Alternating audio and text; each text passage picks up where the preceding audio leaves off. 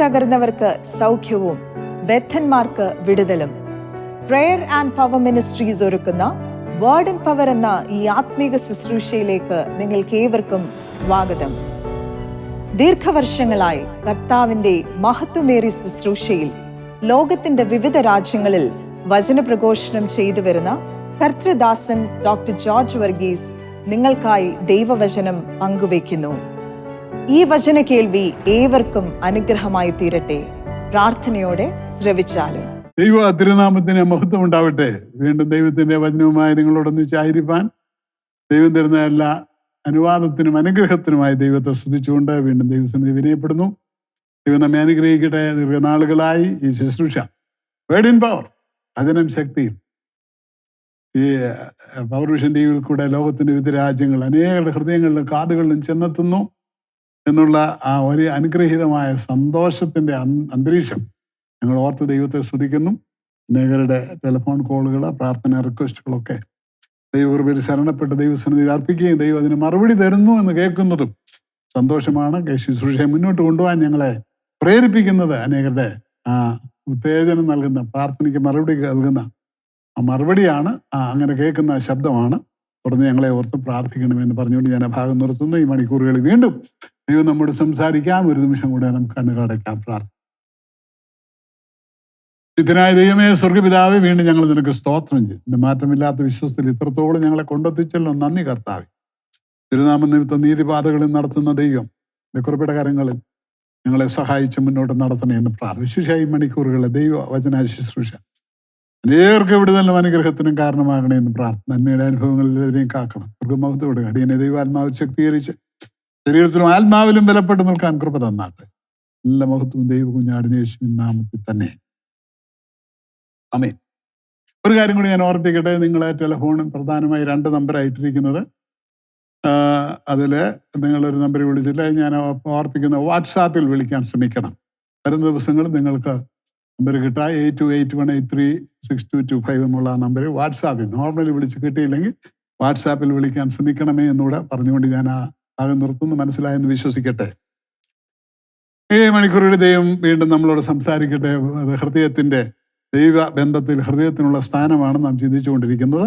തുറന്നും അതിൻ്റെ എങ്ങനെ സൂക്ഷിക്കണം, പരിപാലിക്കണം, അല്ലെ അതിൻ്റെ നിലവാരം എങ്ങനെ ആയിരിക്കുന്നു എന്ന് ചിന്തിക്കാൻ ദൈവം നമ്മെ സഹായ മേഖലയിൽ ഒരു വാക്യമാണ് വായിക്കുന്നത്. സദൃശ്യവാക്യങ്ങൾ 4-ാം അധ്യായം 23-ാമത്തെ വാക്യം. എന്താ അത്? സകല ജാഗ്രതയോടും കൂടെ നിന്റെ ഹൃദയത്തെ കാത്തുകൊള്ളുക, ജീവന്റെ ഉത്ഭവം അതിൽ നിന്നല്ലോ ആകും. സകല ജാഗ്രതയോടും കൂടെ നിന്റെ ഹൃദയത്തെ കാക്കണം. Keep thy heart with all the diligence, for out of it are the source of life, or the issue of life. And hence it should be guarded carefully. വളരെ സൂക്ഷ്മതയോടെ സൂക്ഷിക്കും. ജീവന്റെ ഉറവിടമാണ്, ജീവന്റെ ഉത്ഭവം ഹൃദയത്തിൽ ആണല്ലേ. ഇത് നമുക്കറിയാം. ഇതൊരു നിത്യസത്യം അല്ലേ. ജീവനുള്ളതിന് തെളിവ് എന്നാ? ഹൃദയം തുടിക്കുന്നു, അല്ലെ ഹൃദയം അടിക്കുന്നല്ലേ, നെഞ്ചത്തെ ചെറിയ അനക്കം. എല്ലാവർക്കും അറിയാവുന്നൊരു സത്യമാണ്. ഡോക്ടർമാര് ഒരു വ്യക്തിയെ കണ്ടാൽ ഉടനെ എന്ത് ചെയ്യും? പൾസ് പിടിച്ചു നോക്കും. പൾസ് എവിടുക? ഹൃദയത്തിനുള്ള ഇടിപ്പാണ് പൾസ് വായിക്കുന്നത്, നമ്മൾ റീഡ് ചെയ്യും. പൾസ് തീരുമ്പോൾ ആളും തീർന്നാണ്. ഞാൻ കഴിഞ്ഞ മണിക്കൂറുകൾ ഓർമ്മിപ്പിച്ചതാ. ഒരമ്മയുടെ ഉദരത്തിൽ ജനിക്കുമ്പം മുതൽ ആ കുഞ്ഞിന്റെ ഹൃദയം അടിച്ചു തുടങ്ങും. സ്പന്ദനം, ഹൃദയസ്പന്ദനം. എന്നാൽ എപ്പോൾ ആ ഇടിപ്പ് നിൽക്കുമോ, സ്പന്ദനം നിൽക്കുമോ, അന്നേരം ആ ആള് മരിച്ചെന്ന് നമ്മൾ പറയല്ലേ. ഇത് ദിവസം പ്രതി കാണുകയും കേൾക്കുകയും ചെയ്തുകൊണ്ടിരിക്കുക. നിത്യസത്യമായി നിലകൊള്ളുന്ന ഈ യാഥാർത്ഥ്യം.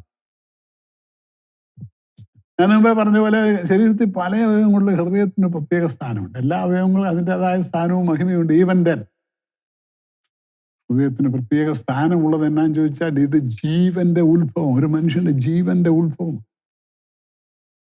That's the beginning. That is the source of life. ഇത് നമ്മൾ മനസ്സിലാക്കണം. ദൈവത്തിന് സ്തോത്രം. മനസ്സിലാക്കിയാണ് ജീവിക്കുന്നതെന്ന് വിശ്വസിക്കട്ടെ. ദൈവത്തിന് സ്തോത്രം ചെയ്യാം. ഒരു മനുഷ്യന്റെ ആ ഹൃദയത്തിന് പ്രശ്നമായാൽ എന്ത് ചെയ്യും? ആ ഇടുപ്പ് നിന്നാൽ എന്താ പറയും? പിന്നെ അവനില്ല, അല്ലെ അവളില്ല. അപ്പോഴാണ് നമ്മള് ചില കാര്യങ്ങൾ പറയുന്ന പേര് കൊടുത്തല്ലേ, ആ വ്യക്തിയില്ല. അതുകൊണ്ട് എന്തോ ചെയ്യണം? വളരെ ജാഗ്രതയോടെ തന്നെ സൂക്ഷിക്കാൻ ദൈവാത്മാവ് വചനത്തിൽ കൂടെ നമ്മളെ ഓർമ്മ തരിക. അപ്പൊ ദൈവാത്മാവ് ഈ ഓർമ്മ തരുമ്പം ഭൗതിക വിഷയത്തിൽ മാത്രമല്ല, ഇതിനകത്തൊരു ആത്മീയ വിഷയം കൂടെ ഉണ്ട് കേട്ടോ. അതുകൊണ്ടാണ് അങ്ങനെ ഒരു മുന്നറിയിപ്പ് നമുക്ക് തരുന്നതെന്ന് ഓർക്കണം. ദൈവത്തിന് സ്തോത്രം. അതുകൊണ്ടാണ് ഇതിനെ ജാഗ്രതയോടെ കാത്തുകൊണ്ടെന്ന് ജ്ഞാനികളുടെ ജ്ഞാനിയായ ശലോമോൻ നമ്മെ ഓർമ്മിപ്പിക്കുന്നു തിരുവചനത്തിൽ കൂടെ. നമുക്കറിയാം, കാലിനോ കൈക്കോ ഒരു വേദന വന്നാൽ നമ്മൾ എന്ത് കൊടുക്കും? ഒരു കുഴമ്പോ തൈലമൊക്കെ എടുത്ത് പരട്ടും. തലവേദന വന്നാൽ ഒരു പനഡോൾ കഴിക്കും, ഒരു പാരസെറ്റമോൾ. ഇത് നെഞ്ചിനകത്ത് ആ വേദനയെങ്കിലോ നിങ്ങൾ എന്ത് ചെയ്യും? ഇവിടത്തേക്ക് പേടിയല്ലേ? നല്ല വേദന വന്നാൽ എന്ത് ചെയ്യും? പെട്ടെന്ന് വണ്ടി വിളിക്കും, അല്ലെ വണ്ടിയുള്ളവർ ഓടിച്ച് ആരെങ്കിലും കൊണ്ട് ഹോസ്പിറ്റലിൽ പോകും, ഡോക്ടറെ കാണും. ഒന്ന് ഡോക്ടർ ECG എടുക്കുന്നത് ഡാഷ് ഡാഷ് ഡാഷ്. എന്താ കാരണം? This is an important organ. മനുഷ്യജീവനെ സംബന്ധിച്ചിടത്തോളം ഏറ്റവും പ്രധാനപ്പെട്ട ഒരു അവയവമാണ് ഹൃദയം. അത് ഹൃദയത്തിന്റെ ആരംഭമാണ്, അവസാനമാണ്. ജീവന്റെ നിലനിൽപ്പ് അതിനോടുള്ള ബന്ധത്തിലാണ്. അതിനെ സൂക്ഷിക്കണം, ജാഗ്രതയോടെ സൂക്ഷിക്കണം. വിത്ത് ഓൾ ദ ഡിലിജൻസ്, ഒട്ടും ബുദ്ധികേട് കാണിക്കില്ല എന്നുള്ളത് ഒരു ഓർമ്മ നമുക്ക് തരിക. ആത്മീയ ജീവിതത്തിന്റെ ബന്ധത്തിലും ഇത് സത്യമാ. ജീവൻ പോയി കഴിഞ്ഞാൽ പിന്നെ ഒന്നും ചെയ്യാനൊക്കത്തില്ല. ജീവനുള്ളപ്പോൾ തന്നെ ആത്മീയമായി ചെയ്യേണ്ട കാര്യങ്ങൾ അത് കഴിഞ്ഞ മണിക്കൂറുകൾ നമ്മൾ കേട്ടോണ്ടിരിക്കുക, ഇനി മുന്നോട്ട് കേൾക്കും, ആളുകളായി കേൾക്കുക, അല്ലേ? അപ്പൊ സകല ജാഗ്രതയോടും കൂടെ ഹൃദയത്തെ കാത്തുകൊള്ളാൻ ഇടയാകട്ടെ. ജീവന്റെ ഉറവിടം അവിടെ ഉത്ഭവമാണ്. മുന്നോട്ട് നമ്മൾ വായിച്ചു വരുമ്പോൾ പ്രൊവേഴ്സ് 23:7, അതായത് സദൃശ്യവാക്യം 23:7 എന്തുവാ? ഒരുവൻ തന്റെ ഹൃദയത്തിൽ ചിന്തിക്കുന്നതും കണക്ക് കൂട്ടുന്നതും ഒക്കെ എന്താ? അതാണ് അവന്റെ സ്വഭാവത്തിൽ വെളിപ്പെടുന്നത്. As he thinketh in his heart, he is. എന്റെ മനസ്സിൽ കണക്ക് കൂട്ടുന്ന പോലെയാണെന്ന് കേട്ടോ. എന്താ മനസ്സിലാക്കി? അതിൻ്റെതായിട്ട് വായിക്കുമ്പോൾ അവിടെ രേഖപ്പെടുത്തിയിരിക്കുന്നത് തിന്നുക കുടിക്കുക എന്ന് അവൻ നിന്നോട് പറയും, അവന്റെ ഹൃദയമോ നിനക്ക് അകന്ന് അനുകൂലമല്ലാതിരിക്കുന്നു എന്നാണ്. നമ്മളോട് വളരെ സ്നേഹത്തോടൊക്കെ സംസാരിക്കും. ശ്രദ്ധിച്ചിട്ടില്ലേ അങ്ങനെയുള്ളവരെ? എന്താ ഇതിനർത്ഥം മനസ്സിലാക്കുന്നത്? നാവ് കൊണ്ടെന്ന് പറയും ഹൃദയം വേറെയാ, ഹൃദയത്തിന് ചിന്തയും ഭാവങ്ങളൊക്കെ വേറെയാ. അതിനൊക്കെ വിഭിന്നമായ മേഖലയിലായിരിക്കും. എന്ന് വെച്ചാൽ വേറെ അർത്ഥത്തിൽ പറഞ്ഞാൽ വളരെ സ്നേഹത്തോടെ സംസാരിക്കുന്നവരും ഇടപെടുന്നവരും അവരുടെ ഹൃദയത്തിൽ ഭയങ്കരമായ വഞ്ചനയും ചതിവും വെച്ചുകൊണ്ട് ഇടപെടും. അങ്ങനെയുള്ള ആൾക്കാരുണ്ട്. പഴയ ഒരു പറച്ചിലുണ്ട്, മുൻപല്ലുകൊണ്ട് ചിരിക്കുകയും അണപ്പല്ലുകൊണ്ട് ഞറമുകയും ചെയ്യാന്ന് പറയും. ഇത് കിട്ടിയല്ല എല്ലാവർക്കും. അവരുടെ സ്വഭാവം, അവരുടെ ഹൃദയത്തിന്റെ ചിന്ത ഒക്കെ അവരുടെ മനസ്സിന്റെ ഭാവങ്ങൾ, അവരുടെ ബോധങ്ങൾ അനുസരിച്ചായിരിക്കും അവരുടെ നാവിൽ കൂടെ പുറപ്പെടുന്നത്, നാവിൽ വെളിപ്പെടുന്നത്. അതുകൊണ്ട് സഭാപ്രസംഗി പറയുന്ന ഒരുവൻ തന്നെ മനസ്സിൽ കണക്ക് കൂട്ടുന്നത് പോലെ ആകുന്നു എന്ന് ഓർമ്മിപ്പിക്കുന്നു. That means our character is designed by the thoughts and feelings of our heart. നമ്മുടെ സ്വഭാവം എങ്ങനെയായിരിക്കുന്നു? ഹൃദയത്തിന്റെ ചിന്തകളും ഭാവങ്ങളും അനുസരിച്ചായിരിക്കും അതും വെളിപ്പെടും. വേറെ അർത്ഥത്തിൽ പറഞ്ഞാൽ the heart has a dominant part in designing our character, or deciding or developing. നമ്മുടെ സ്വഭാവത്തെ രൂപാന്തരപ്പെടുത്തുന്നതിന് നമ്മുടെ അല്ലെങ്കിൽ അതിനകത്ത് ഹൃദയത്തിന് വലിയൊരു ഇൻഫ്ലുവൻസ് ഉണ്ട്, സ്വാധീനം. അക്ഷരാർത്ഥത്തിൽ പറഞ്ഞാൽ ഹൃദയത്തിന്റെ ചിന്തകളും ബോധങ്ങളുമാണ് ഒരു വ്യക്തിയെ കൂടെ വെളിപ്പെടുന്നതും പ്രവർത്തിക്കുന്നതും.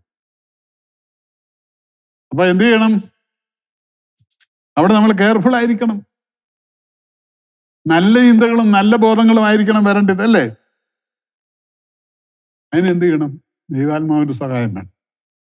ഒരു ചൂടൂടെ മുന്നോട്ട് കടന്നു പറഞ്ഞാൽ വെളിപ്പാട് പുസ്തകം 3-ാം അധ്യായം 20-ാം വാക്യം. ആ വാക്യം ഇങ്ങനെ, Behold, I stand at the door and knocking and knocking and knocking. If any man hear my voice and open the door. ഇതാ ഞാൻ വാതിൽക്കൽ വന്ന് മുട്ടുന്നു, ആരെങ്കിലും എൻ്റെ ശബ്ദം കേട്ട് വാതിൽ തുറന്നാൽ ഞാൻ അകത്ത് ചെന്ന് ഞാൻ അവനോടും അവൻ എന്നോടും കൂടെ അത്താഴം കഴിക്കും. I will dine with him. എന്നാണ് അത്ര മനോഹരമായ വാക്ക്. ഈ വാക്യം ശ്രദ്ധിച്ചോ? സാറ്റിസ്ഫാക്ഷൻ, നല്ല സംതൃപ്തി ആയിരിക്കും എന്നാണ്. അതായത് എന്തെങ്കിലും വൈകിട്ട് ഡിന്നർ കഴിക്കുന്ന അർത്ഥത്തിലല്ല ഈ പറയുന്നത്. അത് ബാഹ്യ ജീവിതം. ബട്ട് സ്പിരിച്വലി, ആത്മീയമായിട്ട് വലിയ സന്തോഷം, സംതൃപ്തിയും. ഈ വാതിൽക്കൽ നിന്ന് മുട്ടുമ്പോൾ ആരാ മുട്ടുന്നത്? ദൈവത്തിന്റെ പരിശുദ്ധാത്മാവ്. ആരാ തുറക്കേണ്ടത്? നമ്മൾ തന്നെ. അതിനുള്ള വിനയം ഉണ്ടാകണം. ദൈവാത്മാവ് സംസാരിക്കുമ്പോൾ യെസ് ലോർഡ് കം ഇൻ എന്ന് പറഞ്ഞ് ഏൽപ്പിക്കാൻ. അങ്ങനെ ഏൽപ്പിച്ച അനേകർ, കോടിക്കണക്കിന് ആൾക്കാർ ലോകത്തിലുണ്ട്. എന്നാൽ ഇത് ഇന്ന് ഹൃദയം തുറക്കാത്തവരുണ്ട്. ദൈവം പലരോട് മുട്ടുന്ന പല മേഖലയില്ല. ഈ മണിക്കൂറുകളും ചിലരോട് ദൈവം ഈ വചനത്തിൽ കൂടെ മുട്ടുക. കഴിഞ്ഞ ദിവസത്തെ ദൈവം നിന്നോട് മുട്ടി നിന്റെ ചില രോഗങ്ങളിൽ കൂടെ, നിന്റെ കുടുംബത്തിലെ ചില പ്രശ്നത്തിൽ കൂടെ, കുഞ്ഞുങ്ങളുടെ ചില വിഷയത്തിൽ കൂടെ, ഭർത്താവിന്റെ ചില ആവശ്യങ്ങളിൽ കൂടെ ഒക്കെ സംസാരിച്ചില്ലേ? ഓഫീസിലെ ചില പ്രശ്നങ്ങളിൽ കൂടെ ഒക്കെ സംസാരിച്ചില്ലേ? വിനയപ്പെട്ടോ? ദൈവത്തിന്റെ സന്ദർശനം തിരിച്ചറിഞ്ഞ് വിനയപ്പെടാൻ ഇടയാകട്ടെ. അങ്ങനെ വരുമ്പോൾ നീ തുറങ്ങും, പരിശുദ്ധാത്മാവിന്റെ ഉള്ളത്തി വരും. പരിശുദ്ധാത്മാവ് ഉള്ളത്തി വന്നാൽ എന്നാ? അവിടെ ഈ സന്തോഷം, അവിടെ ഈ സമാധാനം, അവിടെ ഈ സാറ്റിസ്ഫാക്ഷൻ എന്ന് പറഞ്ഞ ഡൈൻ വിത്തും, ഞാൻ അവനോട് അവൻ എന്നോടും കൂടെ അത്താഴം കഴിക്കുമെന്ന് പറഞ്ഞാൽ സംതൃപ്തമായ അനുഭവം. അപ്പം പരിശുദ്ധാത്മാവ് ഉള്ളത്തി വരുമ്പോൾ എന്തോ ആ ഹൃദയത്തിന്റെ വ്യത്യാസം. A heart that is controlled by the Holy Spirit. അങ്ങനെ വരുമ്പോൾ പരിശുദ്ധാത്മാവ് ഹൃദയത്തെ നീക്കുമ്പോൾ അവന്റെ ക്യാരക്ടർ മാറും. മറിച്ച് ഡെവിളാണ് കൺട്രോൾ ചെയ്യുന്നെങ്കിലോ എപ്പോഴും ദുഷ്ടത, കേട്ടോ, ഈവിൾ ക്യാരക്ടർ ആയിരിക്കും. അതുണ്ടാകരുത്. ദൈവത്തിന് സ്തോത്രം ചെയ്യാം. അപ്പൊ നമ്മളോട് ദൈവാത്മാവ് പറയുന്നത് നമ്മുടെ ഹൃദയം ജാഗ്രതയോടെ സൂക്ഷിക്കേണ്ട ഒരവസ്ഥ. ദൈവത്തിന് സ്തോത്രം ചെയ്യാം. അശുദ്ധിയും മറ്റുമായിട്ടല്ല, വിശുദ്ധിയുടെ മേഖലയിൽ ദൈവത്തിന്റെ ഹിതപ്രകാരം കെട്ടുപണി ചെയ്യാൻ ദൈവം ഇടയാക്കട്ടെ. മൂന്നാമത് നമ്മൾ വായിച്ചു മത്തായിയുടെ സുവിശേഷം 15:18. അത് ദ സോഴ്സ് ഓഫ് ഈവിൾ, എല്ലാ ദുഷ്ടതയുടെ അശുദ്ധിയുടെ ഉറവിടം കൂടെ ആകാം ഈ നമ്മുടെ ഹൃദയം. വാക്യം ഇങ്ങനെ, വായിൽ നിന്ന് പുറപ്പെടുന്നതോ ഹൃദയത്തിൽ നിന്ന് തന്നെ വരുന്നു, അത് മനുഷ്യനെ അശുദ്ധമാക്കുന്നു. എങ്ങനെയെന്നാൽ വ്യഭിചാരം, ദുശ്ചിന്ത, കൊലപാതകം, പ്രസംഗം, മോഷണം, കള്ളസാക്ഷ്യം, ദൂഷണം എന്നിവ ഹൃദയത്തിൽ നിന്ന് പുറപ്പെട്ടു വരുന്നു. അവന്റെ വായിൽ നിന്ന് പുറപ്പെടുന്ന വാക്കുകളാണ്, അത് അവിടെ നിന്ന് ഉത്ഭവിക്കുന്ന ഈ വാക്കുകളായിട്ട് പുറപ്പെടുന്നത്, കേട്ടോ. അത് ഹൃദയത്തിൽ നിന്നാണ്. അപ്പൊ എന്തുവാ അതിന്റെ ഉറവിടം? അവിടെ ഈ ദോഷത്തിന്റെ ഒക്കെ ഉറവിടം ഹൃദയമായി മാറുകയാണെങ്കിൽ എത്ര അപകടമായിരിക്കും. ഒരു കാര്യം പറയാം, ബാഹ്യമായി മനോഹരമായി വസ്ത്രം ധരിച്ച് നമ്മൾ സംസാരിക്കുമ്പോഴും ഇടപെടുമ്പോഴും ഒക്കെ എന്തുമായിരിക്കാം, അല്ലെ മറ്റു കാര്യങ്ങൾ ചെയ്യുമ്പോഴും ഒക്കെ. ഇനി ഒരു പരിയുടെ പറഞ്ഞ ആലയങ്ങളെ ആരാധനയ്ക്ക് സംബന്ധിക്കുമ്പോഴും ഈ അശുദ്ധികൾ ഹൃദയത്തിൽ വെച്ചുകൊണ്ട് പോയി ആരാധിക്കാം. ശ്രദ്ധിച്ചിട്ടുണ്ടോ? പരമാർത്ഥമായി ദൈവസന്നിധിയിൽ നിർമ്മലതയോടെ വിശുദ്ധിയോടെ ആയിരിക്കാൻ ദൈവം ആഗ്രഹിക്കും. ഇത് മറ്റാർക്കും കാണാൻ കഴിയത്തില്ല, കേട്ടോ. പക്ഷെ ദൈവത്തിന് കാണുന്നൊരു ദൈവമുണ്ട്. ദൈവസന്നിധി വരുമ്പോൾ അതുകൊണ്ടാണ് ഭയത്തോടും വിറയലോടും അവനെ ആരാധിപ്പിന്നെന്നൊക്കെ പറയുന്നതേ വേദപുസ്തകം പഠിപ്പിക്കുന്നത്. വളരെ ശ്രദ്ധയോടെ ഭയത്തോടെ ആയിരിക്കട്ടെ ദൈവത്തിന് സ്തോത്രം. ഞാൻ പറയാൻ ശ്രമിക്കുന്നത്, even at the time of worship also, അല്ലെ നമ്മൾ ആരാധിക്കുന്ന സമയത്ത് നമ്മുടെ ഹൃദയം ദുഷ്ടതയിൽ ആയിരിക്കാൻ സാധ്യതയുണ്ട്. ഇത് അപകടമാണ്. അതിന്റെ മേൽ ജയം കൊള്ളണം ദൈവത്തിന് സ്തോത്രം. ഇതിനെന്ത് ചെയ്യണം? മറിച്ച് വിശുദ്ധിയുടെ ഉറവിടമായിരിക്കണം എന്നാണ് കർത്താവ് ആഗ്രഹിക്കുന്നത്. അങ്ങനാണോ? അപ്പോഴാണ് ഹൃദയശുദ്ധിയുള്ളവരായിരിക്കുന്നത്. അവരാണ് ദൈവത്തെ കാണുന്നത്. ദൈവമേ സ്തോത്രം എന്ന് പറയാൻ കഴിയുമോ? ഹല്ലേലൂയ. ഇനി നമ്മൾ മുന്നോട്ട് വായിച്ചു വരുമ്പോൾ ലൂക്കോസിന് ശിഷ്യരം 6-ാം അധ്യായത്തിന് 45-ാമത്തെ വാക്യം, കൺട്രോൾ സ്പീച്ച്. ഞാൻ വായിക്കാം. നല്ല മനുഷ്യൻ തന്റെ ഹൃദയത്തിൽ നിന്ന് ഹൃദയത്തിലെ നിക്ഷേപങ്ങളിൽ നിന്ന് നല്ലത് പുറപ്പെടുവിക്കും. ദുഷ്ട മനുഷ്യൻ തന്റെ ഹൃദയത്തിൽ നിന്ന് ദുഷ്ടത വിതയ്ക്കുന്നു. ഹൃദയം നിറഞ്ഞു കവിയുന്നല്ലോ വായി സംസാരിക്കുന്നു. 2 മനുഷ്യരെ കൂട്ട് കേട്ടോ. നല്ല മനുഷ്യൻ, ദുഷ്ട മനുഷ്യൻ. 2 മനുഷ്യർ, 2 കാറ്റഗറിയിലുള്ള ജനങ്ങൾ. അപ്പൊ നല്ല മനുഷ്യന്റെ ഹൃദയത്തിന്റെ നിക്ഷേപം കൂട്ടി വെച്ചിരിക്കുന്നതിന് എന്തോ വരും? നല്ലതാ പുറപ്പെടുവിക്കുന്നത്. മുമ്പേ പറഞ്ഞതിന്റെ ബാക്കിയാ. മറ്റുള്ളവനോ? ദുഷ്ട മനുഷ്യൻ തന്റെ ഹൃദയത്തിൽ നിന്ന് ദുഷ്ടത വിതയ്ക്കുന്നു. ദുഷ്ടത. അപ്പൊ ഏത് മനുഷ്യനാണെന്ന് ആദ്യം ചിന്തിക്കുക കേട്ടോ.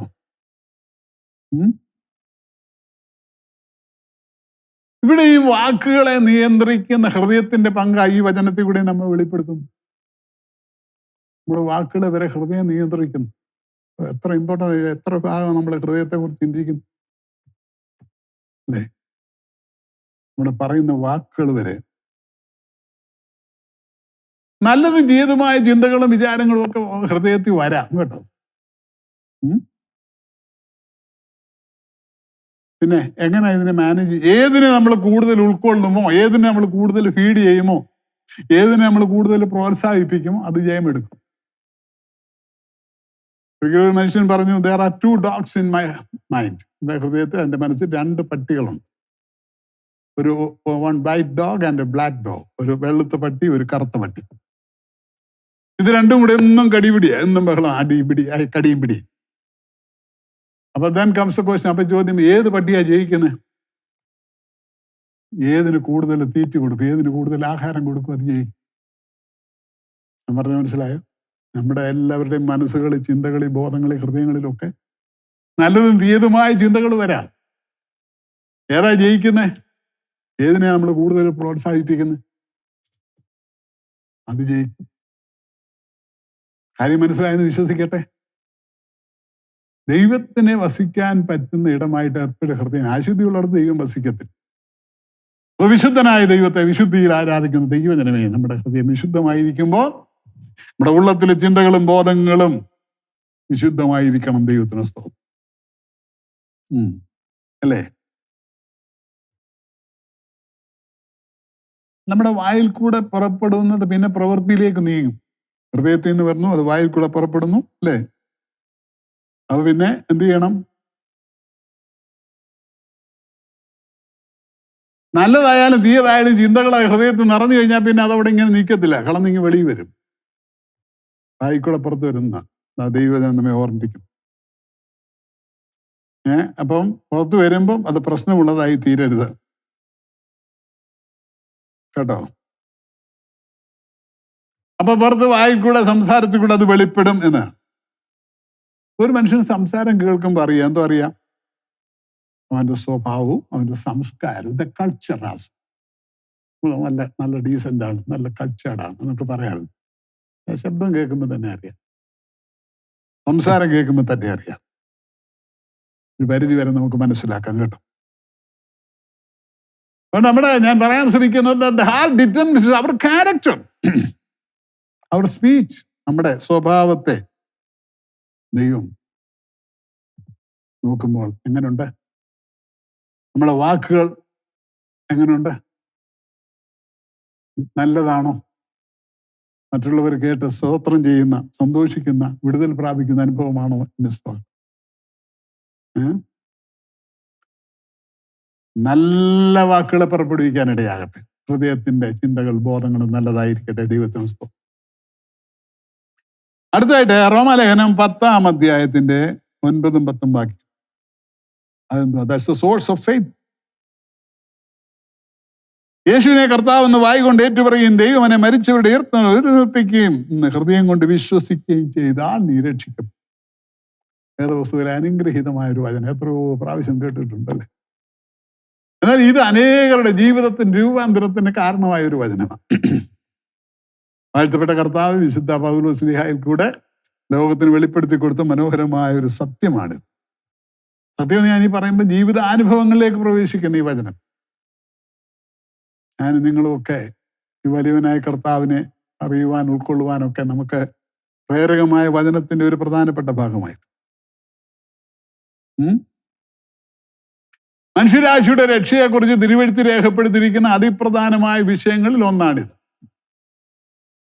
അത് നമുക്കറിയാം. ഹൃദയം കൊണ്ട് വിശ്വസിക്കണം, വാ കൊണ്ട് ഏറ്റു പറയണം, അപ്പോഴാണ് രക്ഷിക്കപ്പെടുന്നു. അല്ലേ? രക്ഷയുടെ അടിസ്ഥാന തത്വം അതാ. യേശുവിനെ കുറിച്ചുള്ള വിശ്വാസം നമ്മുടെ ഉള്ളങ്ങളിൽ വരണം. റോമാലേഖനം 10:14 മുതൽ വായിക്കുമ്പോൾ, അവർ കേട്ടിട്ടില്ലാത്തവനിലെങ്ങനെ വിശ്വസിക്കും, ആരും പ്രസംഗിക്കാതെ എങ്ങനെ കേൾക്കും, ആരും അയക്കാതെ എങ്ങനെ പ്രസംഗിക്കുമെന്ന് പറഞ്ഞിട്ട് 17 വരുമ്പോൾ, വിശ്വാസം കേൾവിയാലും കേൾവി ക്രിസ്തുവിന്റെ വചനത്താലും വരുന്നു. Faith comes by hearing and hearing the word of Christ. ദൈവവചനം കേൾക്കുന്നതുകൊണ്ടായി വിശ്വാസം നമുക്ക് ഉണ്ടാകുന്നു. നമ്മൾ ആരെയും നമ്മളോട് കർത്താവിനെ കുറിച്ച് പറഞ്ഞില്ലെങ്കിൽ, നമ്മൾ ബൈബിൾ വായിച്ചില്ലെങ്കിൽ നമുക്ക് അറിയാനൊക്കെ. But the faith comes through the knowledge of the word of God. ദൈവവചനത്തിൽ കൂടാ. അതുകൊണ്ട് നമുക്ക് ഭാഗ്യം ലഭിച്ചു ഇതൊന്ന് വിശ്വസിക്കാം, അല്ലേ? അപ്പൊ നമ്മുടെ വിശ്വാസത്തിന്റെ ഉറവിടം എവിടെയൊക്കെ ചെയ്യുന്ന ഹൃദയത്തിലാണ്. ഹൃദയം കൊണ്ടാണ് വിശ്വസിക്കണം. ഞാൻ ആരംഭത്തിലും പല പ്രാവശ്യം ഓർപ്പിച്ചു, ഹൃദയത്തിന്റെ പ്രത്യേക സ്ഥാനം പല കാര്യങ്ങളെയും എല്ലാം, ഓൾമോസ്റ്റ് എവരിതിങ് കൺട്രോൾ ചെയ്യുന്ന ചിന്തകളെ, ബോധങ്ങളെ, ആഗ്രഹങ്ങളെ, താല്പര്യങ്ങളെ ഒക്കെ കൺട്രോൾ ചെയ്യുന്നു. ഹൃദയത്തിന്റെ അന്തരീക്ഷത്തിൽ ദൈവത്തെക്കുറിച്ചുള്ള പരിജ്ഞാനത്തിലുള്ള വിശ്വാസം ഉളവാകണം. രക്ഷിക്കുന്ന ഒരു ദൈവത്തെക്കുറിച്ച്, കേട്ടോ.